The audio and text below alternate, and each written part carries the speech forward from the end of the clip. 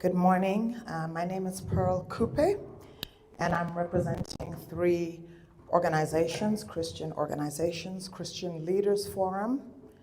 I'm also representing Time to Rise, and I'm also representing the Deborah's 972.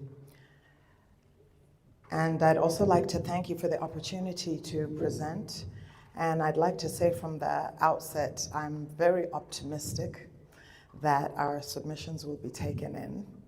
The reason why I'm saying that is because we've been making submissions for over 15 years. On hate speech bill, Papuda bill. On the hate speech bill, we made over 120,000 submissions. When the bill came back after public consultation, we realized that none of our submissions were actually considered. In fact, the bill came back worse than what we had proposed. So I'm just saying we're hoping, we're very optimistic that the submissions that will be made today will be taken into account, cognizance of, and will be also actually utilized. The first instance I wanted to say that the first submission we would make is the failure of the Act to protect religious freedom. And of course, I'm referring to Section 15 of the Constitution, which protects the freedom of not only religion, but also belief and opinion. And in saying that, we would say that it does not protect the religious freedom of civil marriage officers who may be required to perform marriages that go against their religious beliefs. And I've already referred to Section 15, which recognizes religion, belief, and conscience as equality rights.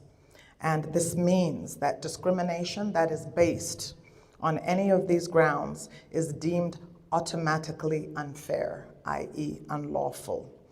And so the bill fails to protect the religious freedom of civil marriage officers, and this includes employees of Department of Home Affairs and magistrates. They cannot refuse to solemnize a marriage based on their sincerely held religious beliefs. I also would like to just point out on the issue of the bill, the issue, I noted you were happy that there were females and that we maybe also make submissions on the issue of polyandry. And while I'm not here to defend polyandry, I would like to raise it as an issue to counter the inclusion of polygamy, So the bill in allowing men or man to take second wife weakens the defense of religious freedom. And as we've said, state marriage officers who would refuse to solemnize same-sex marriage could lose their jobs. Now, when the marriage bill, which allows men to take more wives, with the consent, and I say consent in quotes, that's Section 6, I believe, subsection 2, subsection A, with the consent, in quotes, of his existing wife. Also like to point out that culturally, and the reality that's on the ground, is that women are actually often in a very weak position to negotiate. So that aspect of consent, it's just, it's a formality, but it really is not something that most women would be empowered to do in practice and in reality. The inclusion of polygamy, I would also like to say, I believe also opens a can of worms. And as we've heard, in fact mentioned by you, Chairperson, that there are already groups who are advocating for the inclusion of polyandry, and on the basis that their rights allegedly are being infringed, and that there's an issue of discrimination. And we know, of course, that discrimination is prohibited insofar as the Constitution is concerned, unless, of course, there's an exclusionary aspect to it. So we are just saying it is best to shut the door on multiple marriages. Why? Because it opens up a can of worms. How are you going to address the issue of polyandry?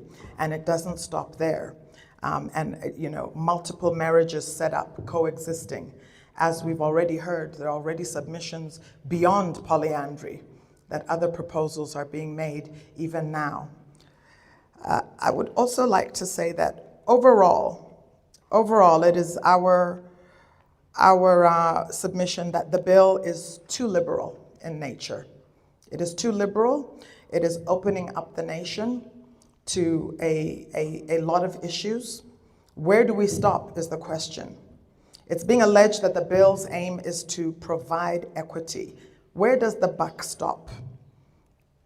In some issues, we've allowed people to identify with other genders, and people now are identifying with all sorts of things. Where does the boundary end when it becomes so liberal? We have Section 22(6), for instance, which rightfully criminalizes marriage between people who are related to one another by blood or by adoption. So the question we need to ask ourselves sincerely is, how can we be sure that by removing all these boundaries in marriage, it will not open door to people also who are related to blood, who will say, we are also being discriminated against. As a brother and a sister, we also want to get married because we are also discriminated against. So the door is being opened to a whole host of potential discriminatory cases that may be brought. And we are saying, please, there needs to be a place where boundaries, there's a cutoff limit. There's a cutoff limit. Discrimination, going back to the issue of marriage officers who may potentially lose their jobs. We have seen wedding venue owners who may lose their businesses, who are being sued because they refused to marry people of same-sex orientation, which was contrary to their religious beliefs.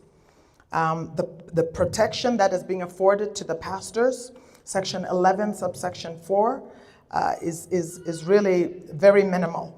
It's very minimal. And pastors are, in fact, better protected by the current separate laws as opposed to the amalgamation of all the laws. And we will say that this is weakening the defense of religious freedom.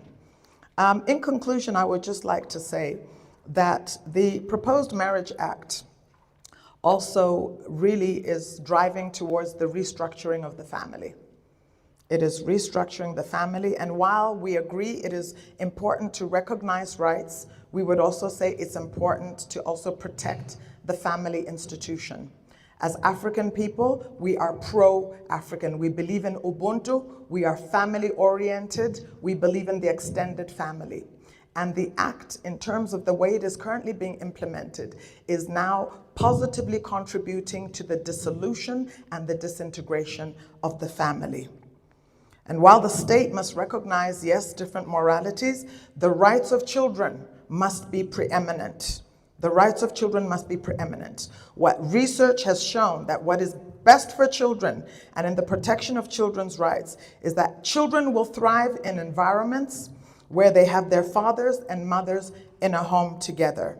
And these children have the best outcomes in education, as well as the social aspects of the development of personality. We live in a nation that struggles with fatherlessness. We must look at the issues that we are struggling with and not seek to align ourselves with values that go against our own traditional values. So that in essence is the summary of our submissions, to say, let us make sure that in trying to be liberal, let us make sure that we do not omit putting in boundaries. Let's not let the door keep getting wider and wider while we end up being an entirely immoral and lawless nation that has no morals or boundaries. And I will end just by saying, since I'm here representing the Christian community, to say that righteousness exalts a nation and sin is a reproach. A nation without morals is a nation that cannot progress or prosper, I think.